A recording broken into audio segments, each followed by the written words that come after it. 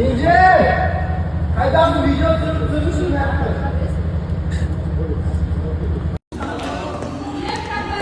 істеп келе жатсыңдар? Жоқ. Не үшін мен ортаға Олжас? соны сөйлесіп жатқаным ғой? Не туралы? Не үшін мен ортаға тұра берсін, или мен арқылы қайтып ұстағым келе ма? Жоқ, просто енді мен тұқпадым ғой сен ортаға. Жоқ, сен өзің аузыңмен шықты ғой, мен 2 ай болып пайдаланып. Шынымен сол ойлайсың ба мен туралы? Ну, потом, помнишь, в тот раз 8 марта, 7 марта саған звондадым, ты мне что сказал? Я мен сені жақсы көрмедім, саған сезім вообще жоқ. Енді қыз не дейді ондай кезде? Таныстырып тұрған кезде, жоқ, Олжас, мен сені жақсы көремін, келші деймін ба? Енді басында не үшін ондай 2 ай жүріп кетеміз?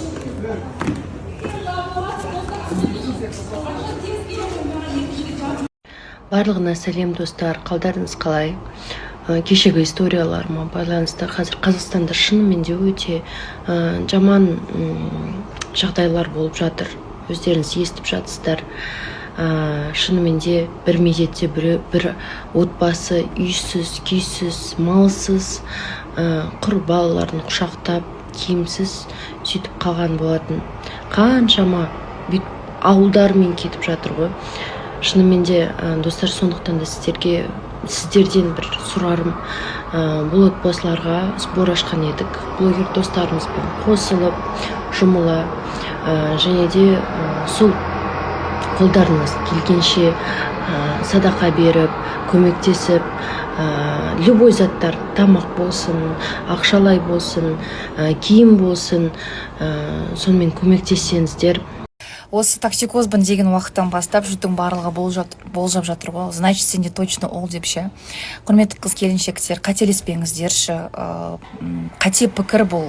Даже күлкілі деп айтсам болады. Токсикоздың ешқандай баланың жынысына байланысты емес. Ол тікелей сіздің организм, тікелей өтіңізге, денсаулығыңызға байланысты барлығы. Қызға да, ұлға да болған токсикоз келіншектер бар. Менің мамам, например, 3 қыз, 1 ұл босанған жан. Қыздарға токсикоз болған, ұлға болмаған деген сияқты.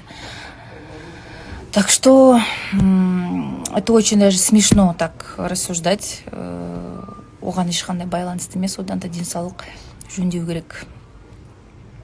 Айдай болмаған еді, что-то енді осы жол кішкене қиналып қалдым, но ничего, енді артқа жол жоқ, аз қалды.